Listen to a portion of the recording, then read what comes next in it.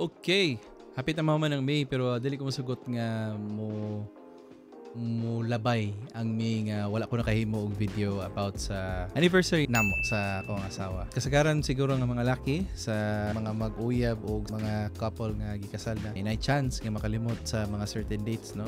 Guilty ko ana pero dili na siya napasabot nga tungod kay basin makalimot mi less na ang amo ang pag-value sa partner or sa event or sa moment mismo. Ayaw taon mo po kuno lagi. Pero bitaw kuyawa kay sa ako ang part kay pwede day ko makalimot og kausa pero napo koy 50% chance nga makabawi kay duha man ang amo ang wedding anniversary. Wala ko ni-recommend din yung nga inana mo ha pero wala bitaw ko nag-expect ani. Kami sa akong wife mag-uyab na mi sa among pag-anhi diri sa New Zealand. Naguna siya unya ko could be a topic for the next video. Pero wala ko nag-expect nga sa amo ang pag-agree nga magpakasal. Of course ni propose ko niya. Lipayo lagi na ko ni yes siya.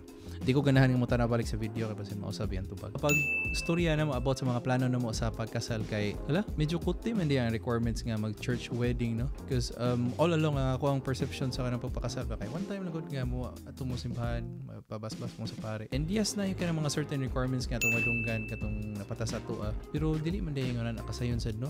And not for anything wala sa ko na expect nga unfortunate man sad di ay ang mga requirements pud sa simbahan. It's actually sad to say I'm a Catholic, we're Catholic, so naapoy ka ng murag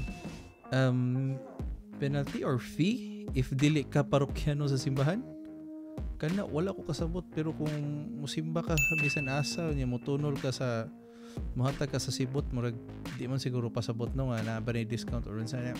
Anyway, ang akong point lang kay I think kitang tanan naman ta sa Ginoo pero kana lang siya. Ang kaagi na mo sa ako ang wife kay in a way blessing pod kay of course no kaduha ka gigasal. So kaduha jud ka mosugot nga magpakasal kag anang tawhana. Dali para sa ko kay wa balibad ako ang asawa and may ta pod good shot kay sa iyang pamilya nakakita sila nga kaduha na ko gipakasalan ng ilang anak. Pero ang point lang nako ani nga video kay there are certain things nga kanang di lang gid mo ma-expect no nya di lang sa gid nimo nga di lang gid nimo makontrol ba, but of course if the heart would really desire there will be a will because Kuya Will bigyan ng jacket di ba na maingon ana. So mo na siya